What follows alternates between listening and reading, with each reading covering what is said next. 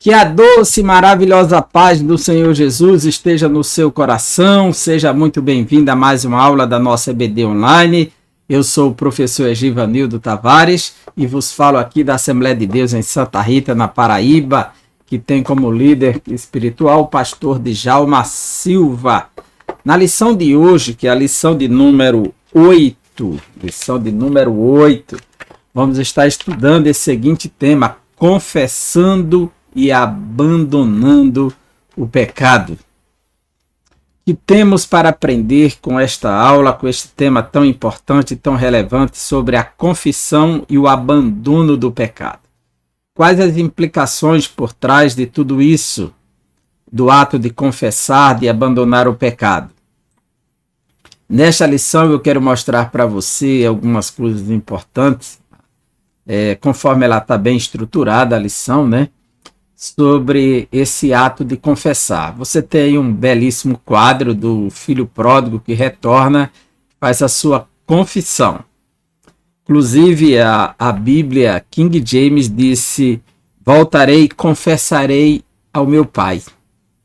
Né? O texto sagrado vai nos dizer que ele se propõe confessar. Veja, capítulo 15, versículo 18 de Lucas diz: levantar-me-ei, tomarei o caminho de volta para meu pai, e ao chegar lhe confessarei: Pai, pequei contra o céu e contra ti. Lucas 15, 18. Essa é a versão King James. A gente percebe a força desse verbo confessar. É importante pensarmos já a partir desse verbo confessar, porque ele tem diversos significados na língua portuguesa, no nosso contexto, né? E você pode ter um aluno que é da área de direito, né? Que estudante ou seja advogado já em atuação, e ele está acostumado com a ideia do réu confesso, né? Na área do direito, o réu confessa, o réu que confessou, né?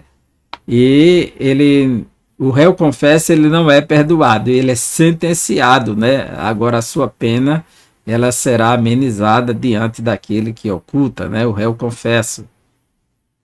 Mas vamos falar, confessando e abandonando o pecado. A palavra confessar, o verbo confessar, ele tem a sua origem no latim, para nós na língua portuguesa, e eu vou colocar até aqui para você poder ver no site a origem da palavra, que ele nos mostra que vem do latim confitere, que significa admitir, reconhecer uma falta, da preposição com, que é o intensificativo, mas fatere, que quer dizer admitir.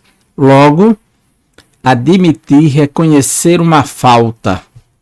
Essa é a proposta da palavra confessar, do verbo confessar em latim, né? Tratando da origem da palavra. O verbo confessar na língua portuguesa, ele nos mostra, de acordo com o dicionário Michaelis, ele fala o sentido religioso, que a confissão católica, quando as pessoas procuram o padre para se confessar e buscar um estado de graça através da confissão do padre, né? Segundo a crença católica, nós evangélicos não acreditamos dessa maneira. E nem podemos, né, à luz do texto sagrado. Mas o verbo confessar significa contar ou declarar espontaneamente algo secreto ou sigiloso, reconhecer. Veja como é amplo o significado do verbo confessar. Contar ou declarar espontaneamente, quer dizer, não é forçado, não é imposto, como o caso da justiça, que vai exigir da pessoa, vai trabalhar para que ele confesse seus erros, mas é algo espontaneamente, algo secreto ou sigiloso, reconhecer.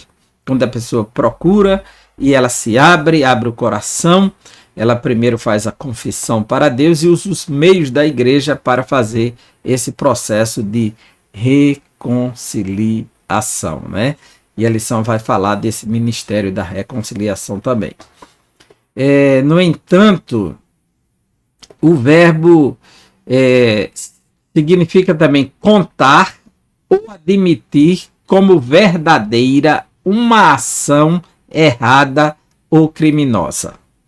Veja que aqui já faz uma ligação com o ato de confessar do réu confesso, né? Quando diz contar ou admitir como verdadeira uma ação errada ou criminosa. Também, figurativamente, é deixar transparecer algo, denunciar, revelar. E tudo isso em cima do verbo confessar no dicionário Michaelis. E seguir ou reconhecer publicamente determinada crença, fé ou religião. Qual a fé você confessa? Professa ou confessa? E aí temos as distintas confissões de fé, que são as declarações doutrinárias que são admitidas numa instituição, numa religião, que a pessoa professa. Nós cremos assim. Então, esse ato a confissão de fé, que é o credo da igreja, ela revela qual a estrutura doutrinária de uma instituição religiosa. Então, nós temos a nossa confissão de fé e nós confessamos de acordo com aquela declaração de fé. Fazemos a nossa confissão pública, que é isso que nós cremos. Aqui é confessar algo, como eu disse, seguir ou reconhecer publicamente determinada crença, fé ou religião. Então, essa confissão aqui já tem esse sentido de afirmar a crença em algo. Veja, mas é também dentro do verbo confessar. Tudo isso no verbo confessar. Veja como ele é rico, né? Então, mas a nossa lição ela está focada na confissão em relação aos pecados. Então, o seu sentido é específico, é claro, e é apenas esse aspecto do verbo confessar, a confissão de pecados, confessando e abandonando o pecado. A nossa lição ela está dividida em 3 partes, 3 capítulos, e cada capítulo ela tem um objetivo. E você vê essa obra de arte aí belíssima. Eu sou fã do universo artístico e eu não sei viver sem a arte, né? A arte comunica, a arte fala, e antes da fotografia, antes do vídeo, o mundo foi registrado através da escultura e da arte. Então não podemos esquecer que Deus deu essa capacidade ao ser humano. E o primeiro será compreender o que significa confissão de pecado. Por que ter a confissão de pecado? Segundo, mostrar o perigo do pecado não confessado. Aí ele já mostra que há uma consequência para quem não confessa pecados. Isso para quem? Para quem está no judaísmo, para quem está em qualquer religião ou para quem está apenas no cristianismo. A nossa lição ela vai abordando isso e ampliando esse conceito para nós. Terceiro, compreender que a confissão de pecado é um caminho para a cura e a restauração. Lembrando que o ato de confessar é a resposta do arrependimento. Primeiro a pessoa vai entrar naquela crise de consciência, como o filho pródigo fez, e reconhecer o seu estado de erro, o quanto ele errou na vida. Mas ele precisa tornar isso público para que alguém possa lhe redimir, alguém possa lhe resgatar, alguém possa sentenciá-lo ou com a graça ou com a condenação. Então, ele precisava confessar os pecados. Então, mas a confissão é resposta do arrependimento. Se não tiver arrependimento, a confissão não tem valor algum. Então, tudo nasce no arrependimento, certo? Então, isso é um ponto muito importante. Nessa hora que eu estou gravando esta aula, eu fiquei preocupado. Eu esqueci de pegar as 95 teses de Lutero para mostrar a primeira tese das 95. Porque é justamente a primeira tese em que Lutero vai dizer, deixa eu procurar aqui rapidinho na internet, na primeira tese que ele vai falar da importância do arrependimento. As 95 teses de Lutero. Ele vai dizer, quando nosso Senhor falou que deveríamos nos arrepender, ele estava falando que ele queria que nos arrependêssemos sempre. Então, a primeira tese de Lutero é sobre o arrependimento. E o arrependimento é o que leva à confissão de pecados. Né? E é um ponto muito importante. Então, a primeira tese diz assim: ao dizer fazei penitência, que a palavra penitência aqui é praticar arrependimento, Mateus 4,17, ele está usando o termo latim nessa tradução que eu encontrei aqui agora. O nosso Senhor e Mestre Jesus Cristo quis que toda a vida dos fiéis fosse de penitência, ou seja, de arrependimento, conforme a outra tradução. Quando ele diz arrependei-vos, então ele está chamando para que haja sempre esse arrependimento, porque sempre o ser humano vai falhar, vai fracassar. Então, um ponto muito importante nas 95 teses. Você faz uma pesquisa aí sobre as 95, principalmente a primeira, mas a tradução que começa com a palavra arrependimento e não penitência, né? E aí complica as pessoas não entenderem bem o que quer dizer com penitência, que é a busca do arrependimento. O texto áureo nos diz: o que encobre as suas transgressões nunca prosperará, mas o que as confessa e deixa alcançará misericórdia. Provérbios 28:13.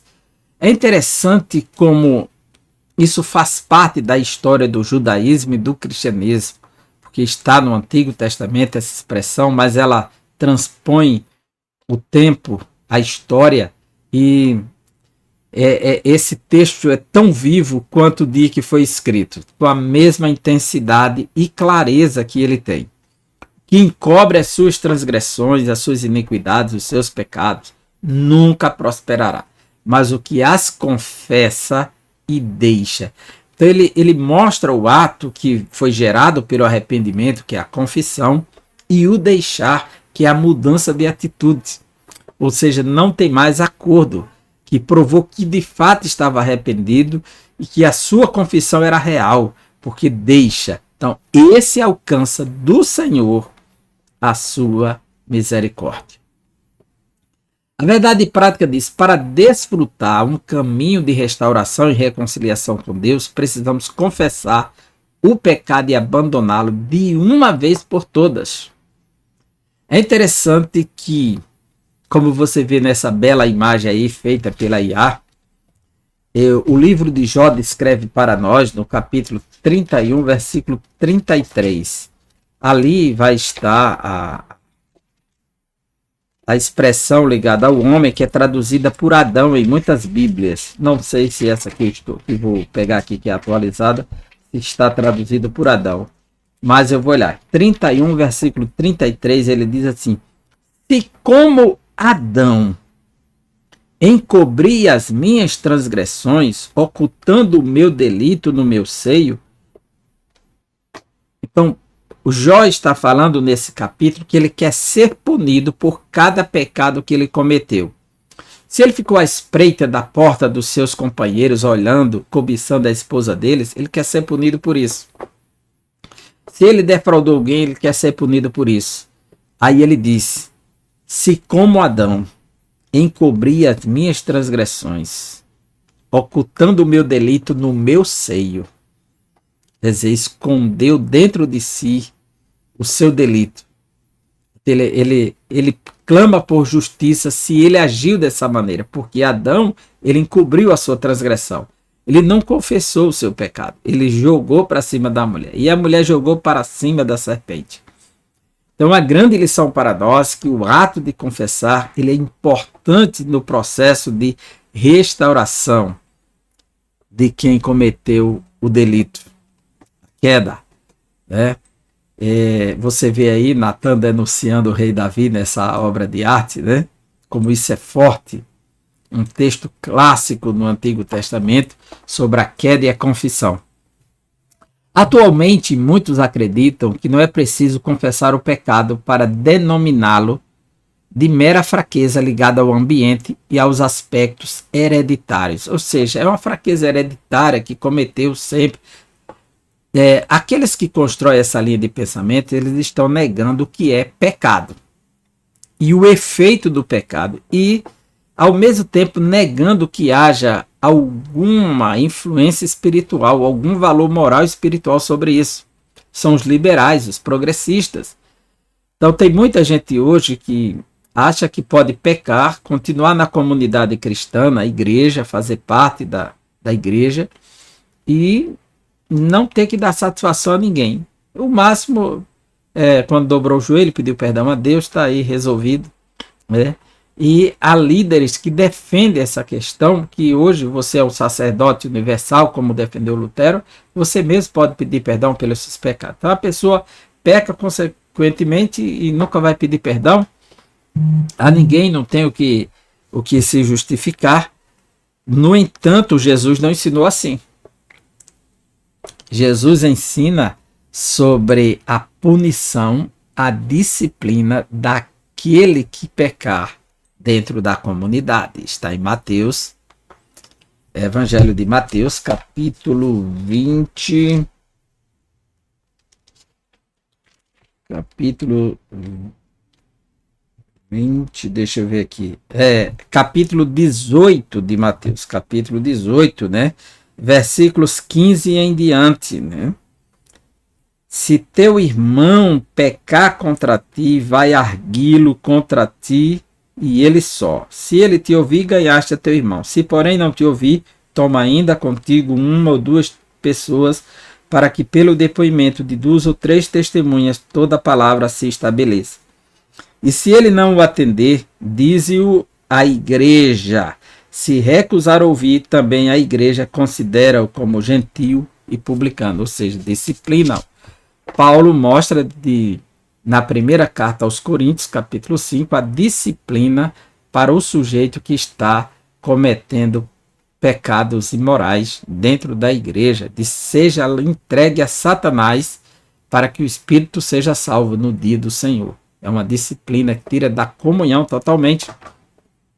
Então não tem como pensar em viver sem a disciplina na igreja, né? Assim que Ananias e Safira pecaram e não confessaram o seu erro, eles foram disciplinados para deixar um grande exemplo em Atos capítulo 5. Então nesta lição veremos o que a Bíblia não ensina assim como os liberais estão ensinando. Em sua epístola, o apóstolo João escreve que o pecado é real e por isso é um perigo para a vida do crente, pois suas consequências são trágicas. O pecado é tão real quanto a existência de Deus. Sim, se Deus existe, o pecado existe, porque Jesus veio justamente para eliminar o pecado, que prova que ele existe. Se o pecado está na natureza humana, Jesus veio para morrer por conta do pecado, para remover o pecado. Se Jesus existe, o pecado existe.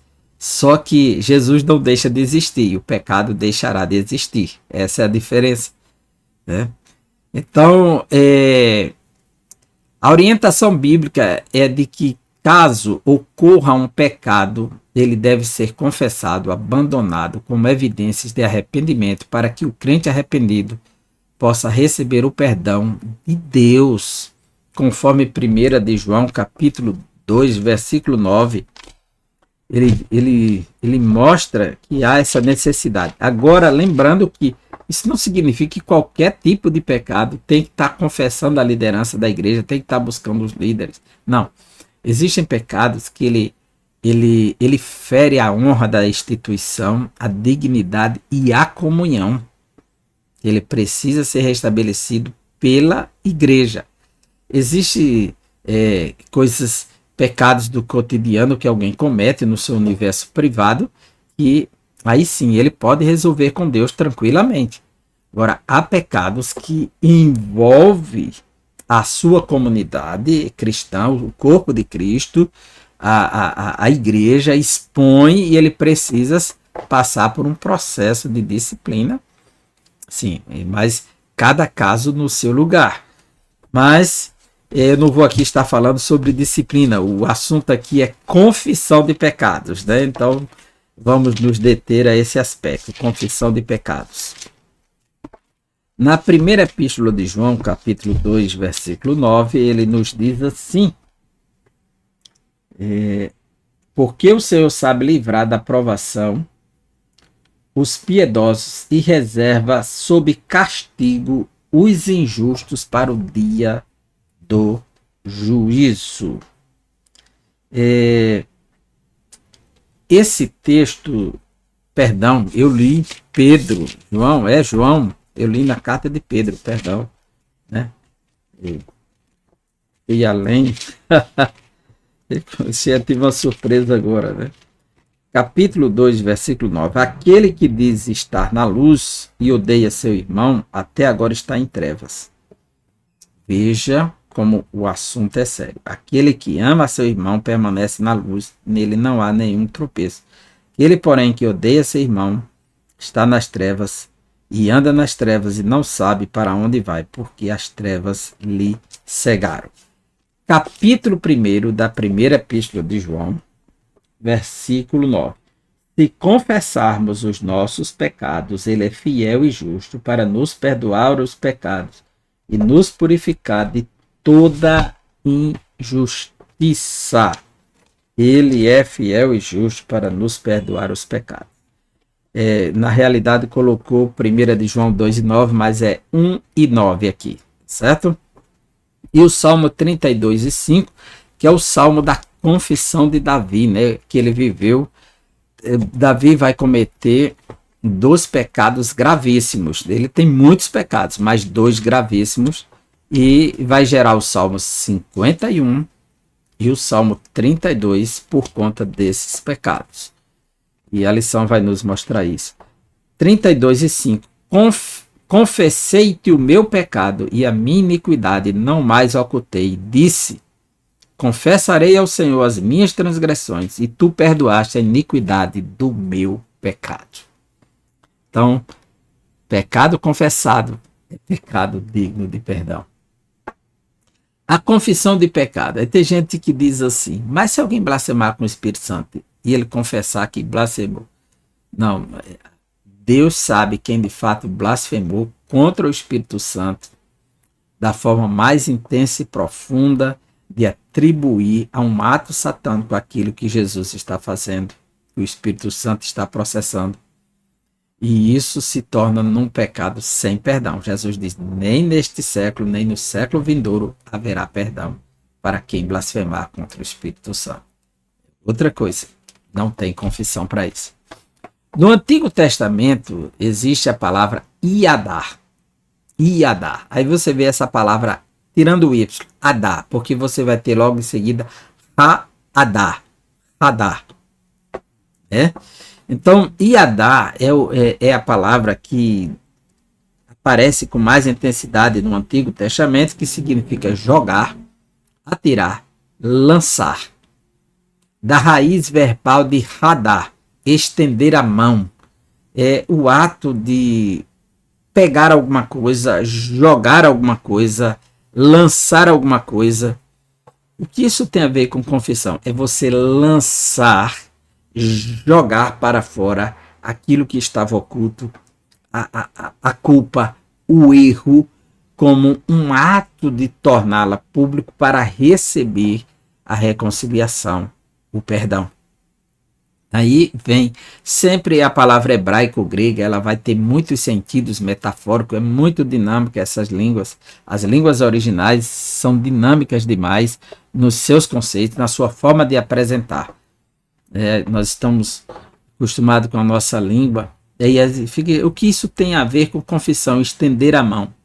É alguém que decidiu mover-se, quer dizer, ele estava ocultando aquele pecado, ele estava com a mão encolhida, mas agora ele vai lançar a mão. Essa ideia de revelar o erro, É muito importante esse conceito. No grego, o verbo homologeo, a palavra homologar, confirmar. Homologar é você ir ao cartório e pegar um documento e confirmar, para assinar que agora você confirma que está passando esses bens ou recebendo esse. Então, homologar é confirmar. Então, aqui é concordar com, consentir, conceber. Aliás, conceder. Então, a confissão em grego tem essa palavra, né? Homologeo, concordar, consentir, conceder. Concordar com Deus que ele está errado. Consentir que de fato você errou, né? E conceder conceder a ideia de tornar claro o ato, né? Conceder a verdade, né? Do ato praticado, que é a confissão de algo na realidade. Então, essa é a ideia do verbo homologar, né? Homologeo na realidade. Seguindo o mesmo verbo, tem o outro verbo paralelo, que é o exomologeo. Exomologeo. Exo vem de ek, para fora, puxar. Então, confirmar fora, ou seja, isso aqui é a confirmação pública mesmo. Então, é professar, reconhecer aberta e alegremente para a honra de alguém, prometer publicamente que fará algo. Essa é a ideia da confissão na língua original. Ou seja, logo podemos dizer que confessar é uma maneira de declarar o que se crê ou sabe. A confissão bíblica de pecado e o símbolo da confissão de pecado. A confissão bíblica de pecado. O ensino bíblico geral da confissão de pecado traz a ideia de reconhecê-lo e fazer a sua confissão, pois o perdão depende desse ato, como disse Davi no Salmo 32 e 1 de João 1:9, que está na nossa introdução. Essa confissão pode ser no momento da conversão, ou seja, por que no momento da conversão? Porque toda pessoa que escuta o evangelho, ela é chamada ao caminho do arrependimento e à confissão. Veja que Mateus capítulo 3, versículo 6 diz assim: confessando os seus pecados, eram batizados por João no Rio Jordão. Marcos 1:5, vinham encontrar-se com ele pessoas de toda a região da Judéia e todo o povo de Jerusalém, e eram batizados por ele no Rio Jordão, confessando os seus pecados. Então, a confissão, ela está presente, ela é uma resposta do arrependimento e ela que vai conduzir à conversão. Então, pode ser antes e depois de convertido, depois de nascido de novo, depois de regenerado, haverá necessidade de confissões sempre. Haverá essa necessidade. Por isso que precisamos confessar uns aos outros as nossas culpas. Até o ato de pecar contra o próximo, precisamos confessar as nossas culpas para poder receber o perdão.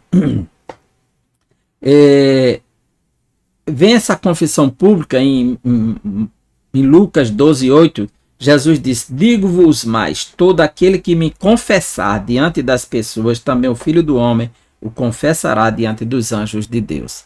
Esse confessar aqui é dar o testemunho, né, que está servindo a ele.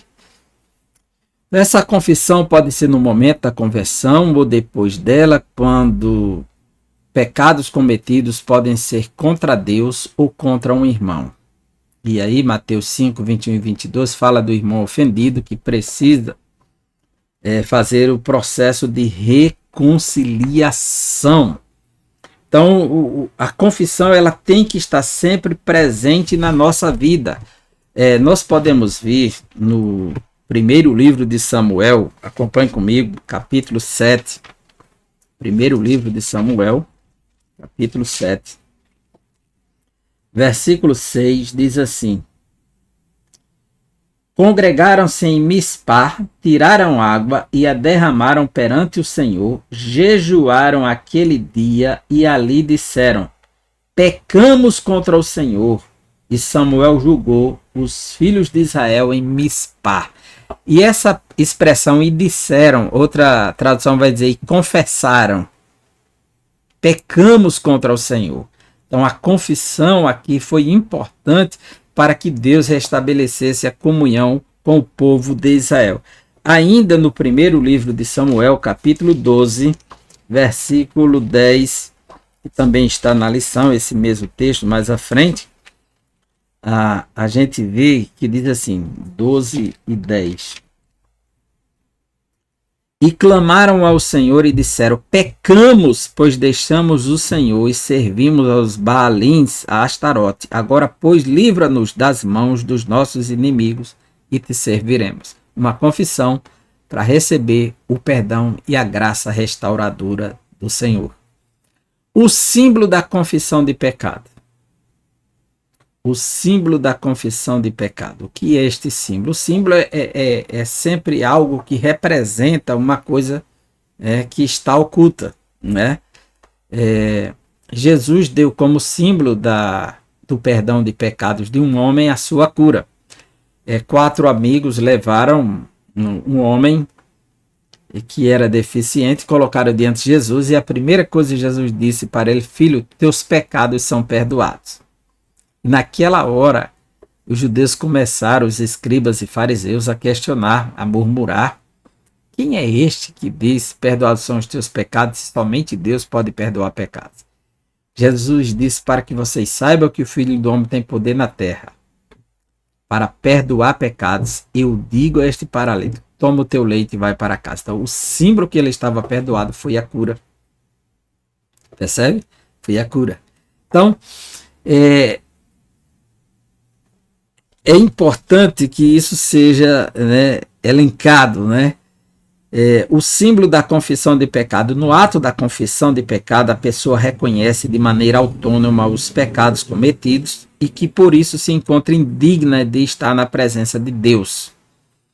Ela reconhece a sua natureza pecaminosa diante do Altíssimo, conforme Romanos 3, 10 a 12, que fala dos pecadores, que não há um que busca Deus, todos pecaram, né?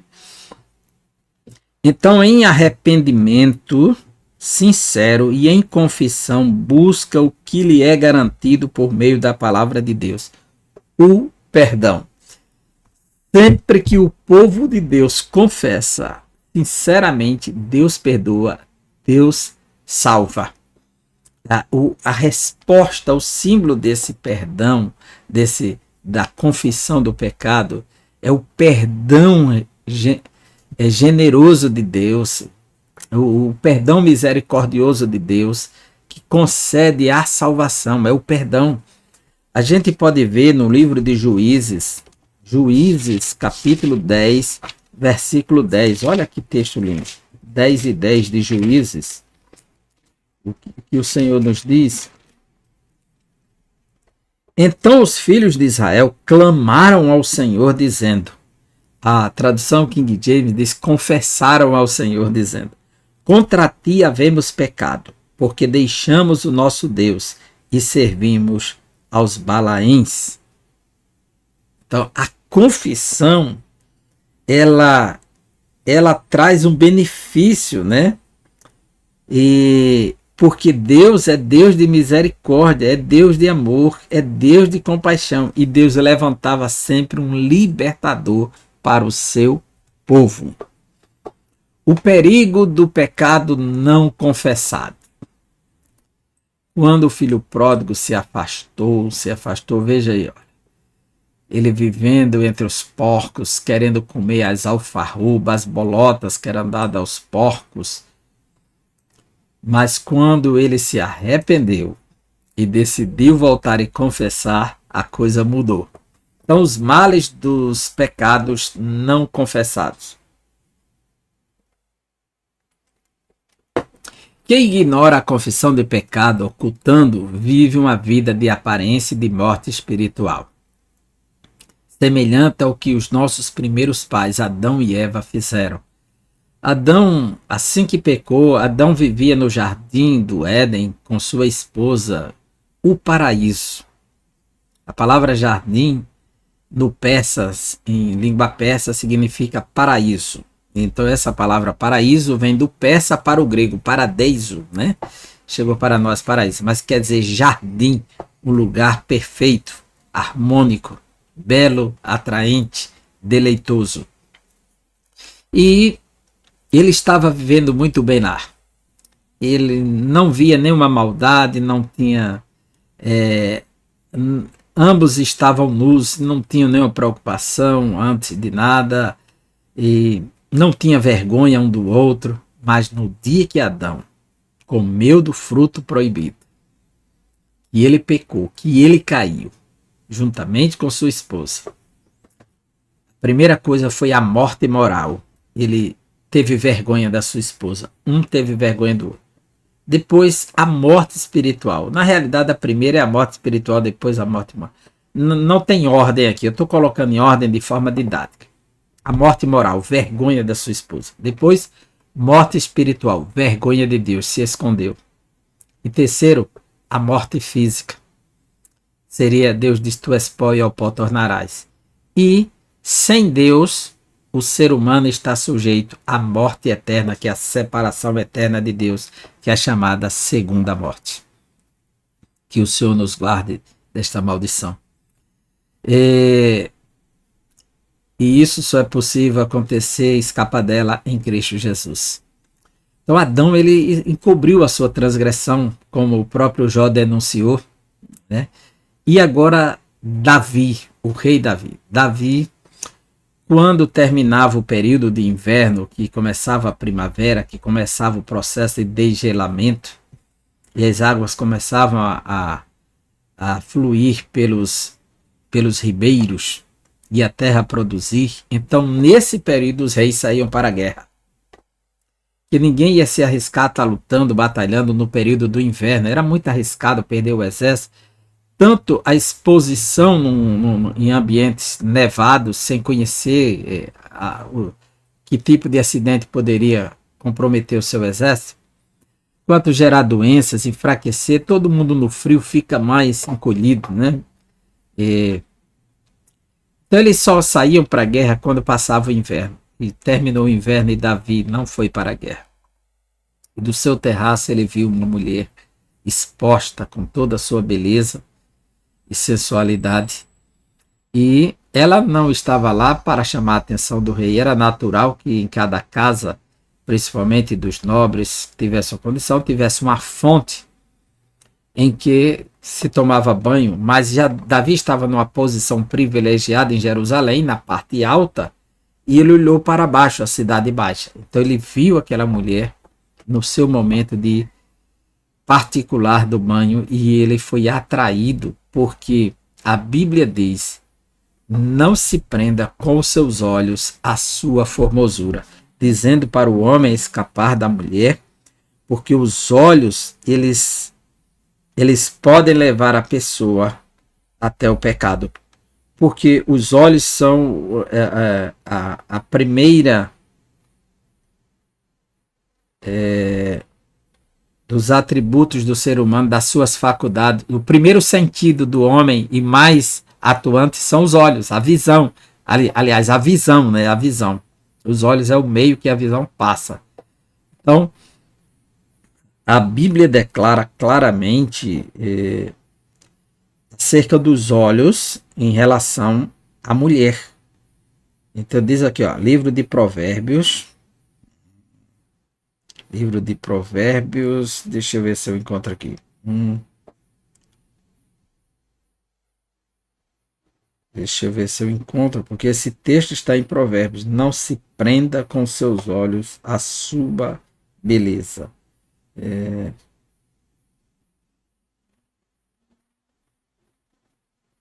Não se prenda com seus olhos a sua beleza.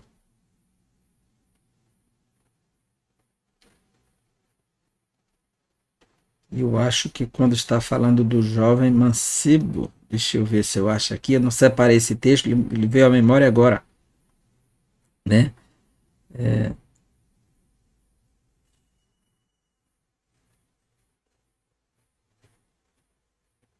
Deixa eu ver se aqui não consegui encontrar, mas há o texto claro ainda diz, não se prenda com os teus olhos a sua beleza. Literalmente, deixa eu ver se eu colocar a palavra beleza eu encontro. Se assim, se seria... Eu estou procurando, não. É o provérbio 6:25. 6:25. Que essa tradução trocou olhos por coração aqui. Não cobices no teu coração a sua beleza. A outra, não se prenda com seus olhos a sua beleza, nem te deixe seduzir por seus olhares, ou seja, o olhar dela que cativa aquele que olha para ela. Né? Nesse caso aqui, que não foi o caso de Davi, foi ele com os olhos dele se prendeu a ela. Então Davi ele caiu nessa situação, né? E com isso ele engravidou essa mulher e ficou preocupado. E como resolver esse problema? Matando o marido dela. Então, um abismo chama outro abismo. O pecado não confessado leva a uma situação mais dramática ainda. Aí ele maquinou contra o esposo dela e conseguiu articular a morte dela e teve como um participante desse crime o Joabe, seu primo. E depois se apossou dessa mulher. Mas Deus viu tudo, acompanhou tudo e não deixou impune o seu rei, o seu escolhido. As consequências do pecado de Adão e Eva. Nossos primeiros pais perderam o direito de viver num ambiente mais perfeito e belo que Deus criou. E isso por conta da falta de confissão. Quando Deus chegou, o justo juiz, santo, puro e verdadeiro, ele chamou Adão, que é o réu, e disse, o que fizeste? Ou seja, o juiz está perguntando ao réu. Para ele ter dito, Senhor, eu disse para não comer, mas eu comi, desobedeci a sua ordem. Disse, Senhor, a mulher que tu me destes, me deu do fruto e eu comi. Ele buscou um culpado para o seu ato, para o seu erro. Ele não confessou, porque ele tinha uma ordem para não comer. Então, o meio que foi utilizado para ele comer não justificava. Os meios não justificam os fins. E Adão queria justificar, apresentou como álibi a mulher para... A Bíblia diz que confessa e deixa, alcança a misericórdia. Ele não confessou, ele jogou para cima da esposa. Então Deus chama a mulher e dá o direito também. O que dá para pressupor que se a mulher tivesse confessado, ela teria ficado no jardim e Adão teria perdido o jardim. Teria mudado a história. Que Deus diz assim, que fizeste? Chamando a mulher, também faz a mesma pergunta. A serpente me enganou e eu comi. Ela tinha consciência que era proibida. Ela disse à serpente do capítulo 3 que não podia comer nem tocar. Mas ela come e joga para cima da serpente. Ou seja, não confessa o seu erro, não assume a sua culpa. Quando Deus chamou Caim, ele perguntou, onde está o teu irmão? O que fizeste? Por acaso sou guardião do meu irmão? Deus deu uma chance para Caim confessar o seu erro. E ele não correspondeu. Ele reagiu com arrogância. Faltou confissão. A misericórdia de Deus sempre estendida aos homens. As consequências do pecado de Davi. A Bíblia mostra que por isso a espada não sairá da sua casa. Havia 3 formas de juízo. Essas 3 formas aqui são categorias que tomam conta do Antigo Testamento o tempo todo. Desde o livro de Levítico é citado, depois em Deuteronômio, e depois vai andando em toda a Bíblia e chega no Apocalipse. Que é a espada, a peste e a fome. E Jesus fala dos 3 no sermão profético de Mateus 24. A espada são guerras, ataques, violência. A fome ela vem por diversas situações. Deus fecha os céus, não desce a chuva, não há produto, crise econômica, e aí gera fome. E a peste são tipos de doenças, epidemias, pandemias, tudo que gerar doenças. Então, são 3 formas de juízo. E Deus mandou Davi escolher. Quer dizer, você não vai escapar da sentença. E a espada foi determinada sobre a casa de Davi. E, de fato, essa espada cortou a alma, o coração, a vida e a história de Davi. Sempre. Porque Davi, ele pecou brutalmente. O rei Davi pagou um alto preço com o seu pecado. A Bíblia mostra que por isso a espada não sairia da sua casa, e os capítulos 11 e 12 de 2 Samuel revelam o conflito e o senso de culpa que marcava a vida de um homem que por certo tempo ocultou seu pecado, trazendo-lhe enfermidades morais e aflição que o levavam a gemidos. E só sabemos dos gemidos por conta do Salmo, que ele vai dizer que gemia por dentro. O Salmo 32 mostra que, por se manter em silêncio, não confessando o seu pecado, Davi enfraqueceu cada vez mais, perdendo o vigor espiritual. Já o Salmo 51 mostra a confissão de pecado do rei, reconhecendo todos os seus erros. No segundo livro de Samuel, vamos lá agora, te levar para 2 Samuel agora. Aqui, 2 Samuel, capítulo 12. Quando Davi, ele recebe a visita de Deus por meio do profeta, veja só, capítulo 12, versículos 10 a 12, diz assim: Agora, pois, não se apartará a espada, jamais, da tua casa, jamais.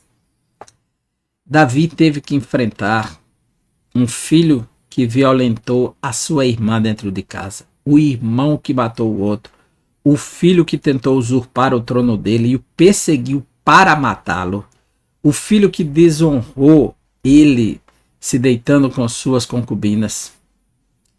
Davi sofreu todo tipo de calamidades. A espada estava cortando a sua casa. A vergonha que ele fez à família de Urias, o morto, ele pagou. Pagou alto, né? E ainda teve um filho assassinado brutalmente por Joabe, que fez ele comemorar a morte do filho enquanto ele chorava, para não dividir o reino. Porque tu o fizeste em oculto, mas eu farei isso perante todo Israel, perante o sol. Ele adulterou em oculto. E agora o filho dele adultera com as suas concubinas abertamente. Absalão fez isso. Foi uma vergonha para Davi, né? Então, as predições de juízo, a morte violenta de Aminon, Absalão, e a apropriação pública de Absalão pelas concubinas, no capítulo 16, versículo 22 de 2 Samuel, diz assim: Armaram, pois, para Absalão uma tenda no eirado, ou seja, na parte superior do telhado. E ali, à vista de todo Israel, ele coabitou com as concubinas de seu pai. Foi amargo demais o que Davi teve de enfrentar. Mas, no capítulo 12, versículo 13 de 2 Samuel, 12, 13, nós lemos até o 12 conforme a lição. 12, 13 diz assim: Então disse Davi a Natã: Pequei contra o Senhor. Ele não disse pequei contra Urias, pequei contra o Senhor, porque a primeira ordem é de Deus: não adulterarás. Então todo adultério é um pecado contra Deus e depois contra o próximo. Disse Natã a Davi: também o Senhor te perdoou o teu pecado, não morrerás. Não vais morrer, mas vais sofrer as consequências do teu erro. sentença teve que vir, a disciplina.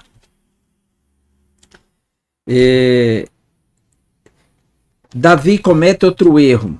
No capítulo 24, versículo 10 de 2 Samuel, ele vai cometer outro erro e vai contar com a misericórdia de Deus. Vamos lá, 24 de 2 Samuel.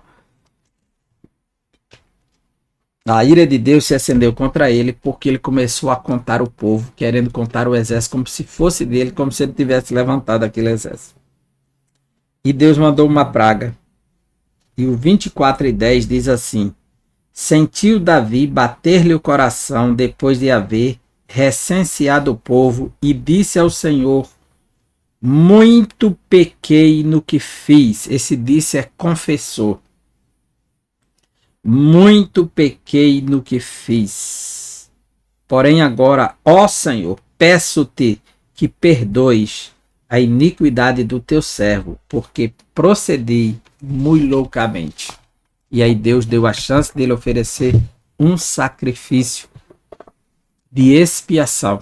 E ele comprou de Araúna o terreno e fez um sacrifício. Porque Deus ficou irado com Davi, indignado com o seu pecado. Mas Davi, ele confessava o seu pecado. E é isso que agradava a Deus. Confissão de pecado, um caminho de cura e restauração. Confessando o pecado a Deus, como Davi disse, pequei contra o Senhor.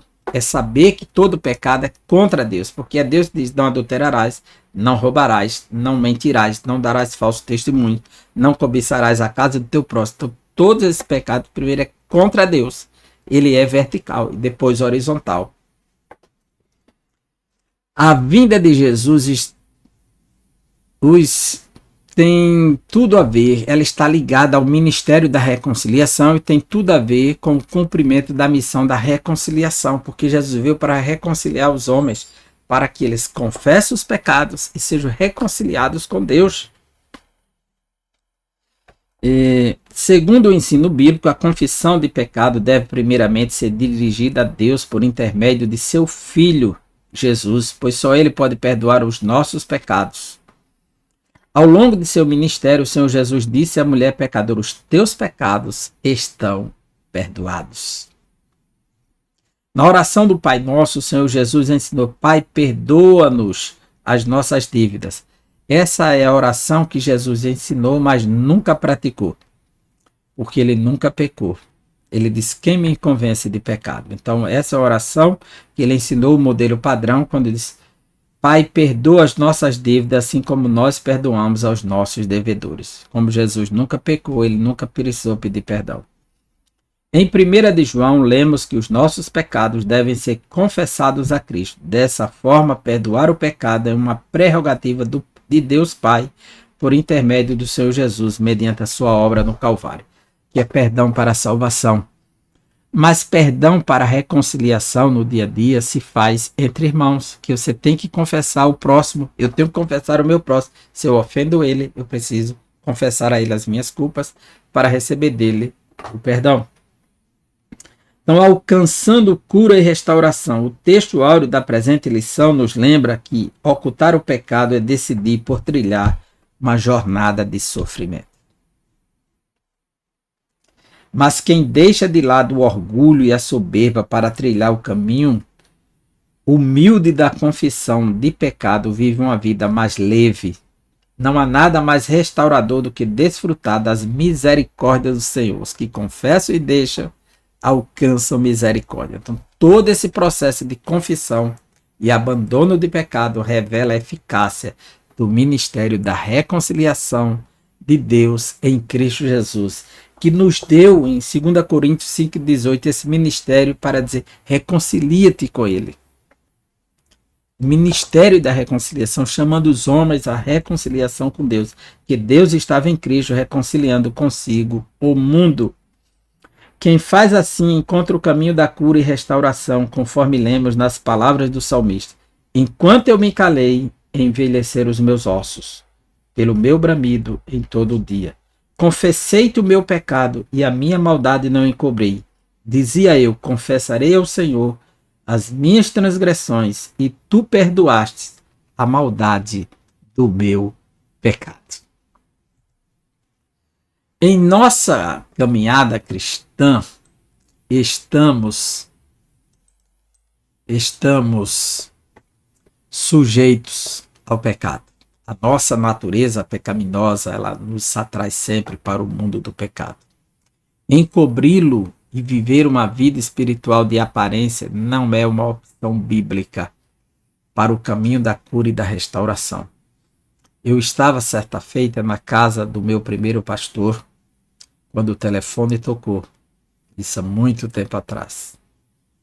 E após ele atender o telefone, ele compartilhou conosco algo que foi surpreendente e um alerta. Era um casal que tinha atravessado o sinal e foram ao altar buscar as bênçãos do ministério da igreja, como se estivesse tudo em paz, mas eles já viviam em fornicação. E o resultado é que eles não conseguiram a felicidade e se sentiram amaldiçoados por conta de um pecado encoberto. Estou falando de uma experiência subjetiva que o pastor compartilhou, mas que não deixa de ser um alerta. Que o pecado não confessado, ele traz traumas, ele é traumático, né? E aquele casal queria confessar o seu erro, passar pela disciplina que não passaram, para se sentir em comunhão com Deus e com a igreja de verdade e restaurar a sua comunhão como casal. E eles entenderam que eles não conseguiam ser felizes, os dois, por conta do que fizeram. Havia uma crise de consciência instaurada na alma, perturbava a consciência. Eles precisavam de libertação. E isso só através do perdão. Então, essa foi uma experiência muito forte. Logo, uma jornada de perdão só é possível com a confissão de pecado praticado e a resolução de abandoná-lo de uma vez por todas. Quem procede assim desfrutará das infindáveis misericórdias divinas. E aqui nós finalizamos mais uma lição, agradecendo a Deus por sua vida e desejando uma boa aula para você e até a próxima aula, se Deus assim nos permitir. Um grande abraço.